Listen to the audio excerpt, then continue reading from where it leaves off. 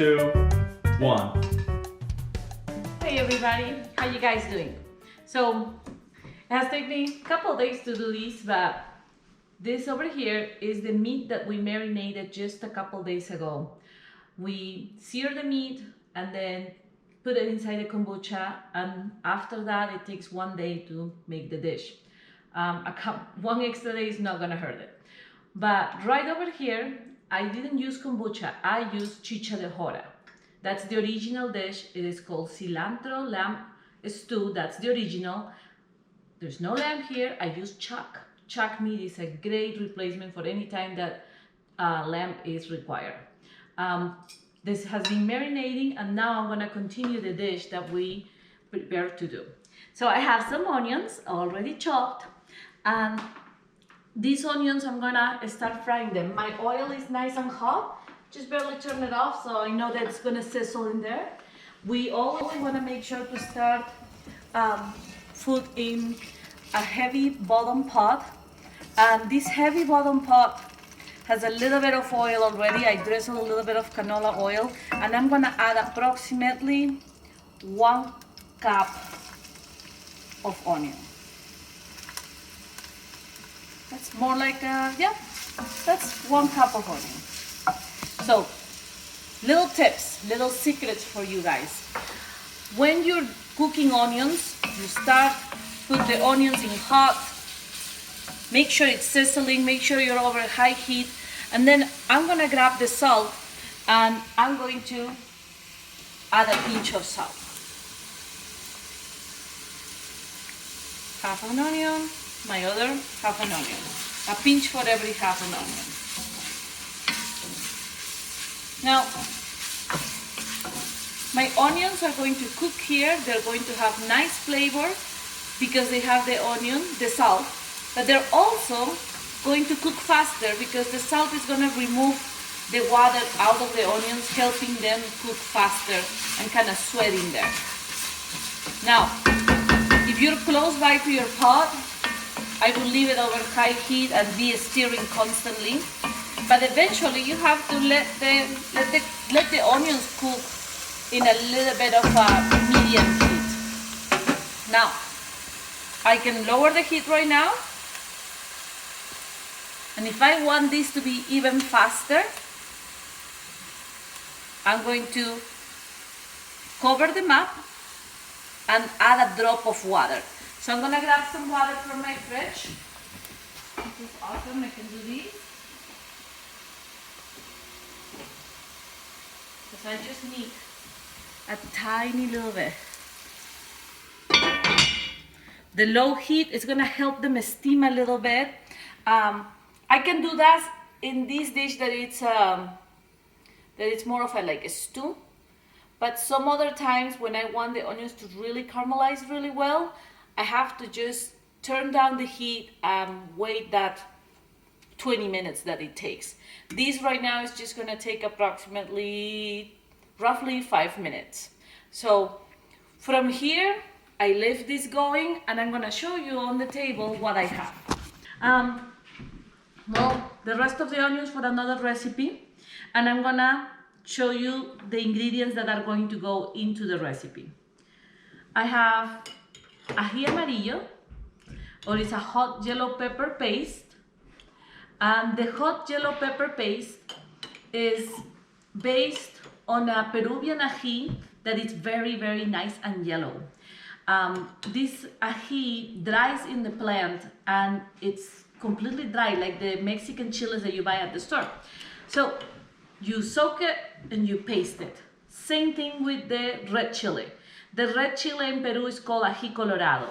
Now, I am lucky enough that here in Utah, we have the Salsitas Mendoza. I love it because it has the same taste as my chile from Peru. So I can use this. So I have 2 pastes, 1 yellow, 1 red, the green peas, which are gonna go at the end, the carrots, which are going to go almost at the end. And now we have over here the dish, what the dish is going to continue with, garlic. So as soon as the onions are ready, I'm going to stir in the garlic. So let's talk about stirring in the garlic. When you stir in the garlic into a recipe, you are just cooking the garlic until fragrant, which is going to keep all the sweet of the garlic into your recipe and adding and balancing other flavors. Now, the meat, when it's time to continue the stew, we will add it in there and it will be nice and cooked. So it's kind of like a long process. It is a stew. So remember, cilantro, lamb stew. It is a stew. A stew usually happens so that we can tenderize the meat with the cooking time. So that's exactly what we're doing. The only difference is not going to be a red stew, it's going to be a green one. So I'm going to open my pot. Check out how this has softened up. Has softened up really nicely.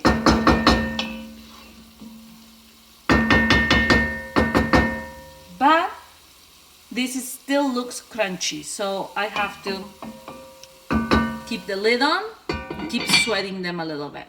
So that's exactly what we're doing. We're sweating them to then caramelizing them. We're just using a different process.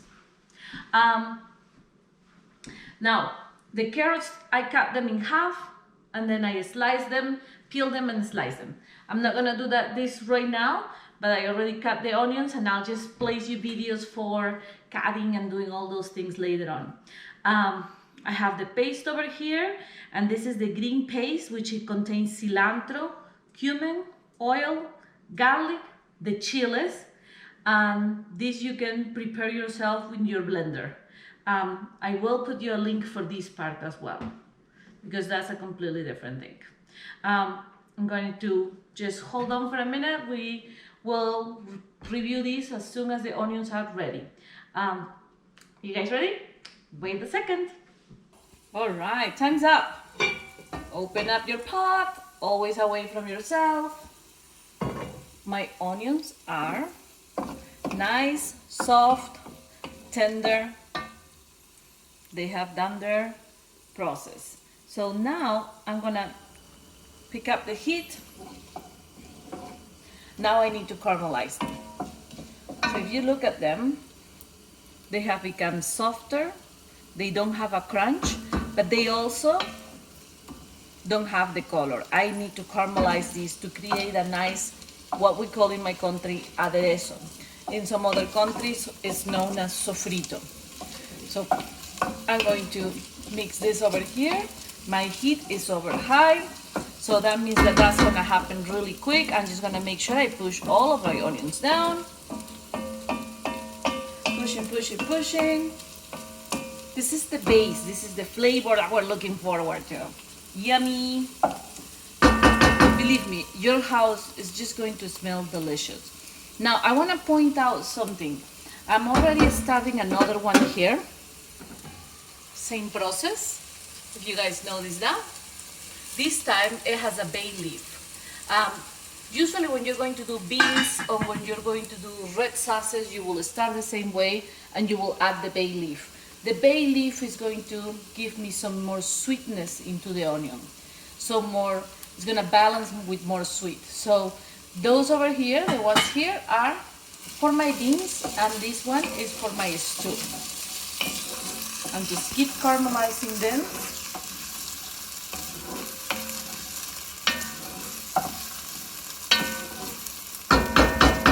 And on the beans, if you have the time, you can do them without covering them. Do them without covering and just cook them in low heat. And then just come back every once in a while and stir them up.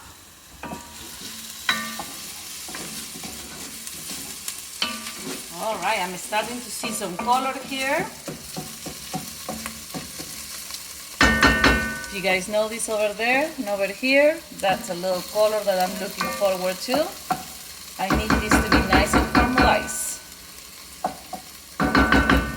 Just a little bit more. Just a little bit more. I'm going to start bringing over to this side.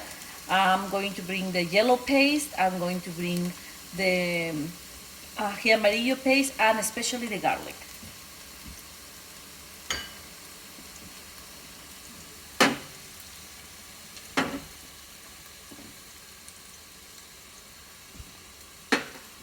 Ooh, those colors are coming and creeping in so quickly.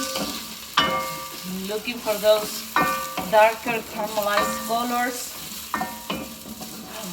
smelling so good. It is, if you walk away, turn it to low. If you can be here, just to stay here and observe how this happens, because this is the base for so many dishes. Okay. Some countries are gonna call this sofrito, some countries are gonna call this aderezo, some countries are gonna call it adobo, which I don't really see the why, because adobo means something else for me. And some other countries are gonna call it mirepoix. And if it's called mirepoix, it's going to have carrots and celery. And that's the base on that we're taught in French cuisine.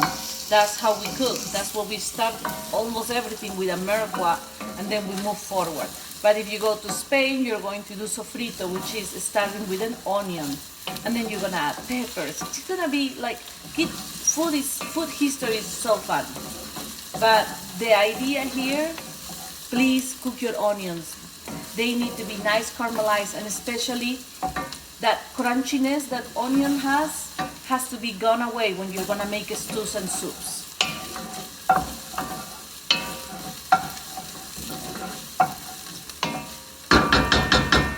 I'm starting to see more color. I have my tasting spoon. Tastes good. I see color on my pot. My onions are still a little bit white, but I'm okay with that, because the color that my pot's gonna give me is gonna prevail. Okay, time for garlic. I'm gonna add approximately 1 tablespoon of garlic.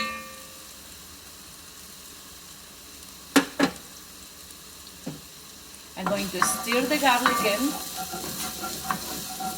Oh my goodness, that garlic, it's coming through. I can smell it now.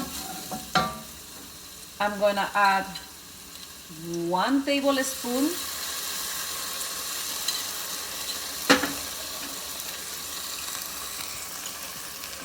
and 2 of the yellow ones.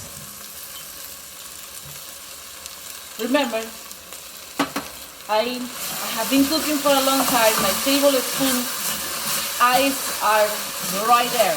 And when I say tablespoon, I mean the tablespoon that you cook at home with. The one that has the measurements, the standard measurements. Look at this sofrito. Oh my gosh, it smells delicious. Okay. I have to fry the sofrito just a little bit more here, being very careful that it does not completely burn, because as you can see, you can burn it very quickly. To prevent that, I'm going to add a little bit more of oil. I don't know if you guys know this, like, I'm not worrying so much about the other pot. I'm just gonna come, because it's at low heat, I don't have to really do much of it. I just have to leave it there until it's ready. And that way I can show you a little bit of that recipe too. Oh, that's looking good. Don't worry, all of those beauties over there are going to come into the dish in just a second. Now,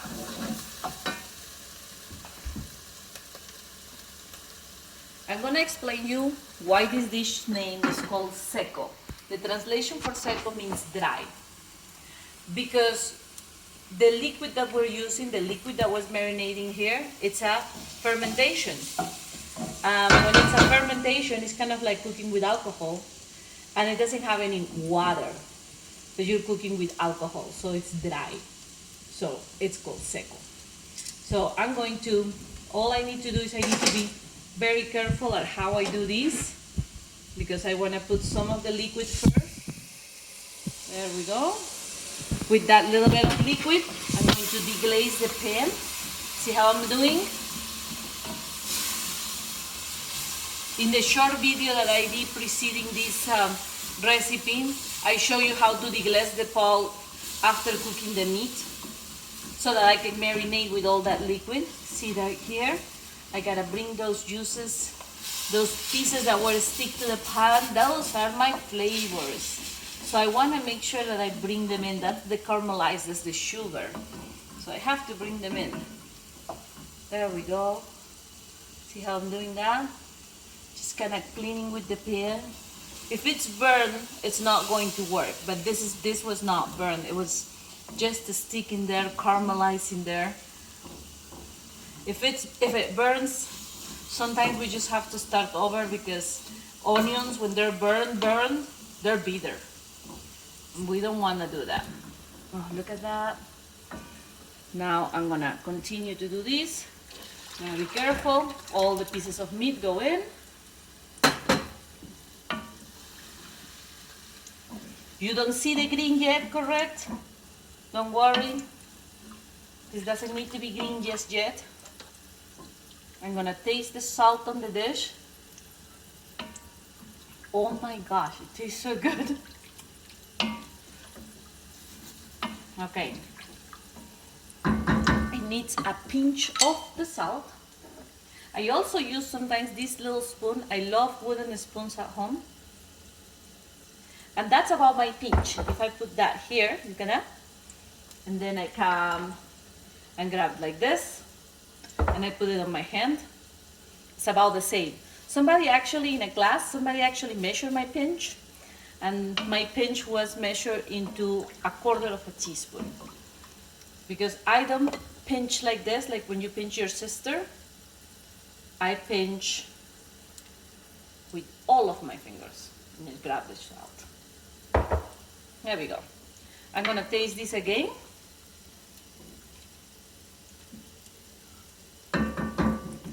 The salt for cooking, it's perfect. I can re-season a little bit later, but for right now, this is perfect. I'm gonna cover this up, okay?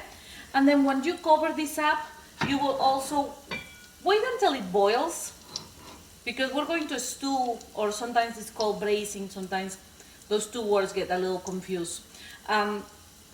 A stew when you cover the meat. Braise when you don't cover the meat. Now we're stewing the meat because the meat is mostly covered by the liquid. Just need to accommodate it and it'll get covered in there. I'm gonna wait until it boils, and then I'm gonna cover this, and then I'm going to simmer for approximately 1 hour. That's about how long this is gonna take. It takes about 1 hour until the meat is nice and tender. You could also turn it off, empty the contents into your pressure cooker, and go 20 minutes into your pressure cooker. Now it has some other problems that I'll describe them on the recipe so that you can are aware of those problems. But the pressure cooker does not eliminate any of the vapor, any of the steam. So it makes it very juicy, and it's very liquidy. So you will have to keep cooking it for a little bit longer after you open your pressure cooker so that the juices thicken up just a little bit. Here I can still see that it's starting to boil. The bubbles are just coming around. I want a full boil before I turn this down. I'm going to stir my other onions over here. Yeah. And I'm gonna make sure that my heat is more low than what it is right now. There we go. Keep lowering the heat so I don't burn these onions. All right. I will need this spoon, so that stays here. I will need this spoon. But these two, well, you guys can keep watching that. I'm gonna put this into the sink. It comes to a full boil. You guys can see it. It's bubbling, bubbling, bubbling really well. The heat has to come from high to a medium, and then we cook this for 20 minutes. For 1 hour. 20 minutes in the pressure cooker. All right, this keeps going. And well, we'll just wait a little bit and then we'll be ready. Let's see.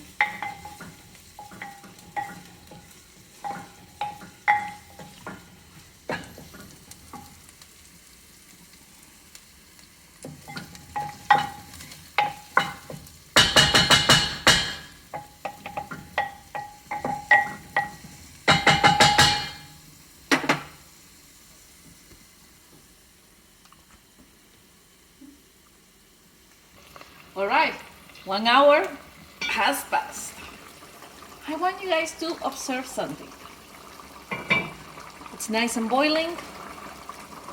The juice has thickened up. You can hear it by the sound.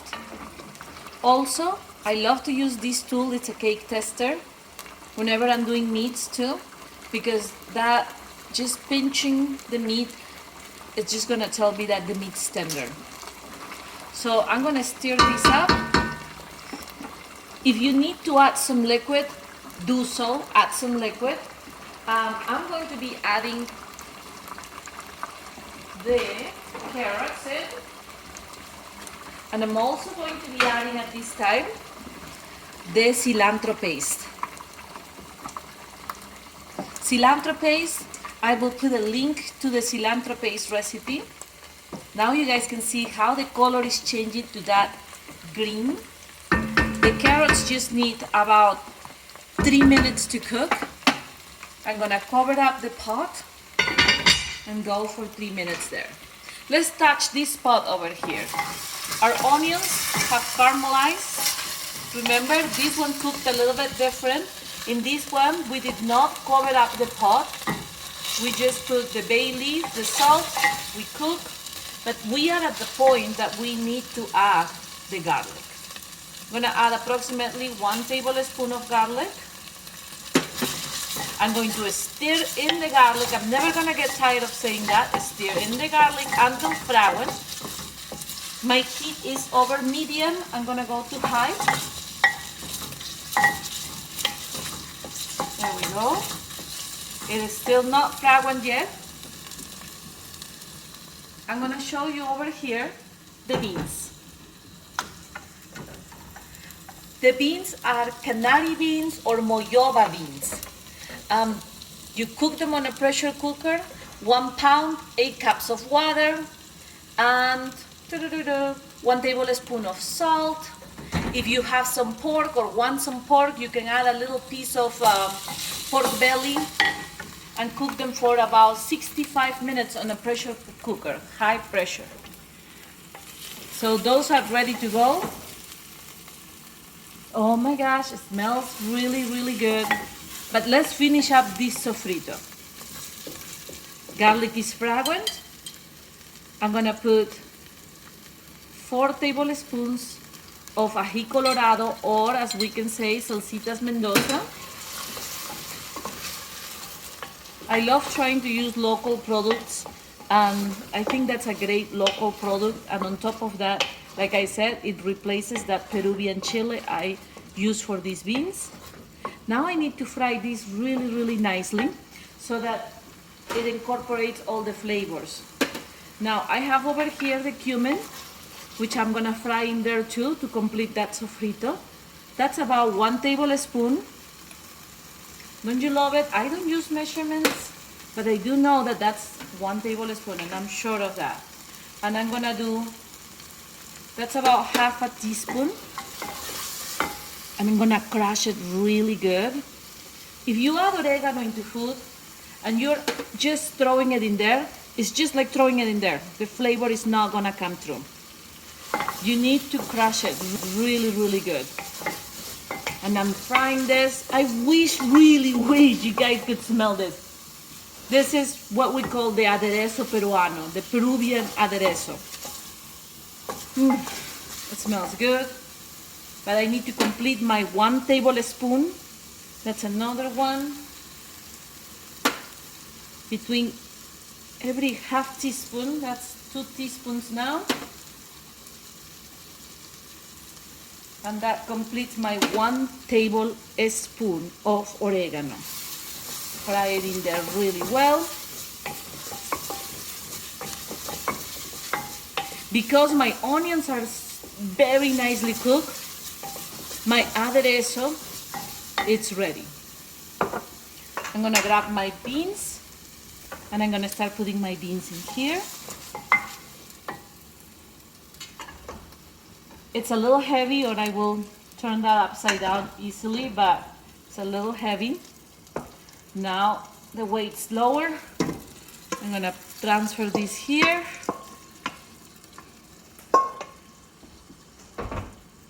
It's been about 2 minutes, almost 3 minutes, so I'm ready to finish up our other dish. There we go.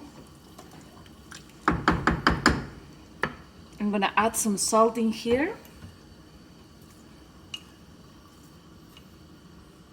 I'm gonna overdo it, so I'm gonna wait until I taste. I want this to come to a nice little boil there.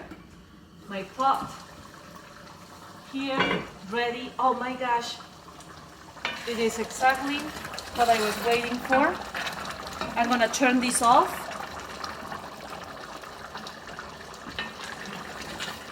The peas. That was my original job in the kitchen, peeling green peas.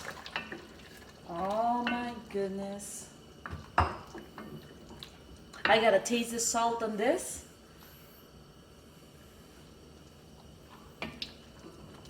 This needs a little pinch of salt and a little crack of pepper. So we're gonna bring both of them close to us.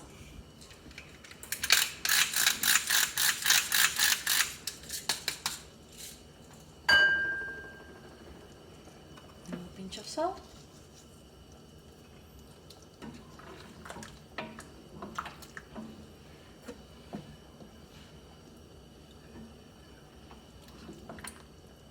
Tiny little pinch more.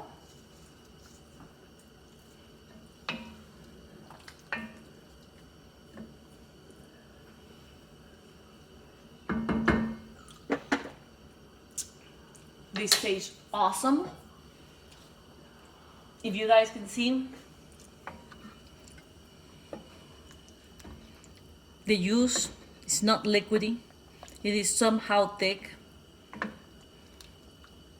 Meat is tender. Peas and carrots, they pop. So make sure that you don't overcook those, or the colors will come down and they will get lost in that green. And the green is not like popping green like the peas. It is a greenish color. So this is ready. We're gonna turn our eyes into the beans now, because this is a dish that usually is served with beans and rice. I'm gonna taste this.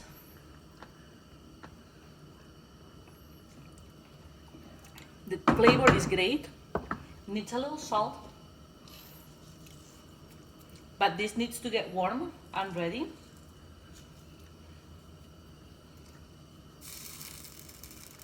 There we go. Now there is one more ingredient that you add on this. And sometimes is overseen. You guys can see it here. It's a little bit of sesame seeds. And as I finish this, I'm gonna show you the secret of these beans. I'm going to rummage here into my, I have it in here. If I don't have it in here, I'm gonna be so sad.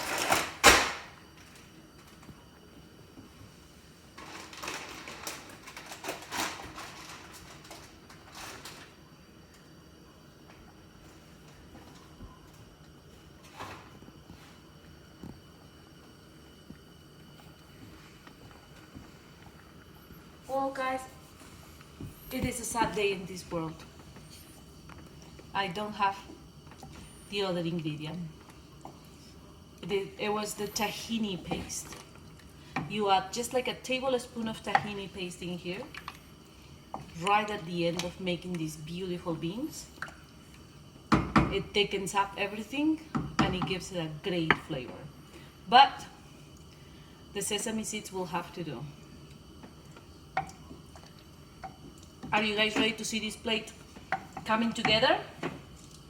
Tiny little bit more salt.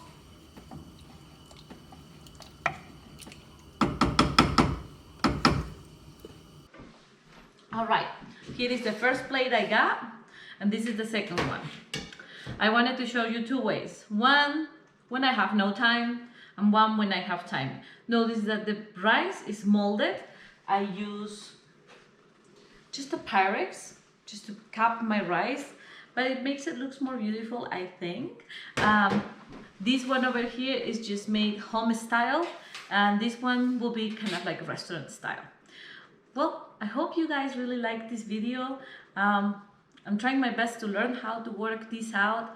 I'm still learning, but I'm having fun, and I think I'm having a lot of fun. Go ahead, if you guys, I'm gonna try to put these pictures in YouTube and doing this in Instagram as well, and of course my Facebook page. And the recipes will be on my blog.